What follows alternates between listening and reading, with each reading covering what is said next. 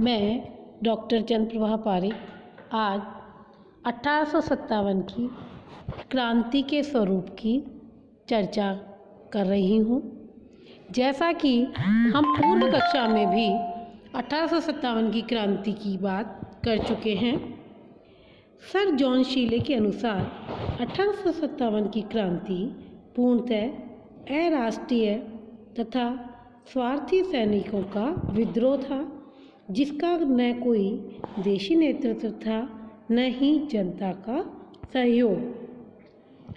Sir John Lawrence ने इसे केवल सैनिक विद्रोह बताया है और इसका प्रमुख कारण चर्बी वाले कारतूस बताया है।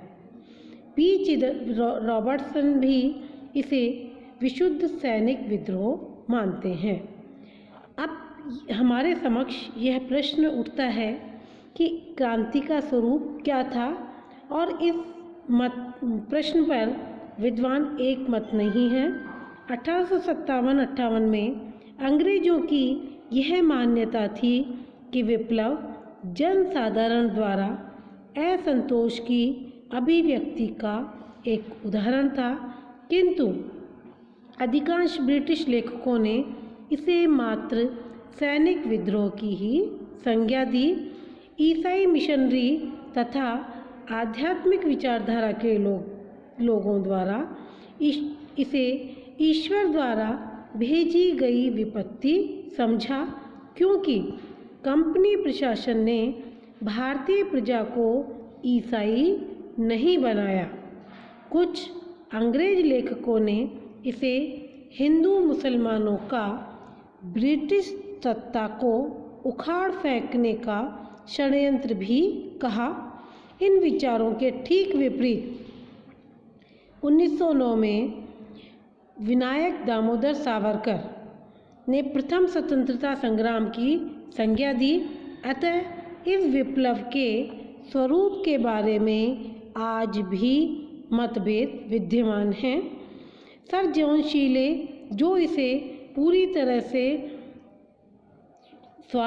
अराष्ट्रीय और स्वार्थी सैनिकों का विद्रोह मानते हैं और कहते हैं कि इसमें जनता का सहयोग नहीं था, और वी.ए. स्मिथ ने यह एक शुद्ध रूप से सैनिक विद्रोह बताया और कहा कि संयुक्त रूप से भारतीय सैनिकों की अनुशासनहीनता और अंग्रेज सैनिक अधिकारियों की मूर्खता का परिणाम था। इस प्रकार सभी जो विदेशी इतिहासकार हैं, ये इसे सैनिक विद्रोह की संज्ञा देते हैं। 1957 में स्वतंत्र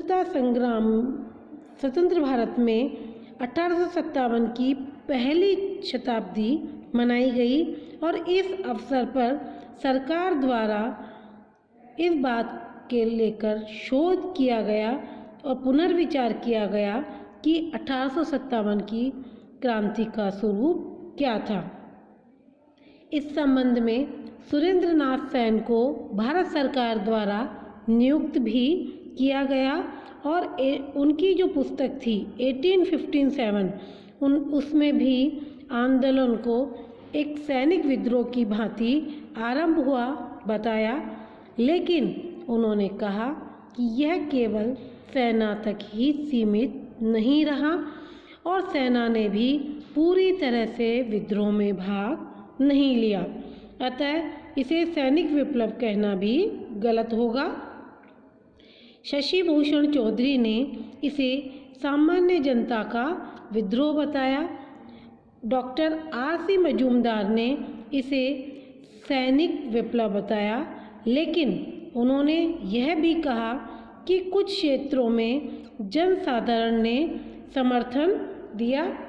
नाथूराम खड़गावत ने राजस्थान में हुए विप्लव पर प्रकाश डालते हुए बताया कि जनता ने 1857 की क्रांति में प्रत्यक्ष और अप्रत्यक्ष रूप से भाग लिया था, और जहाँ तक जनता के भाग लेने की बात है, भारतीय स्वतंत्रता संग्राम के आंदोलन में भी संपूर्ण जनता ने उस आंदोलन में भाग नहीं लिया था।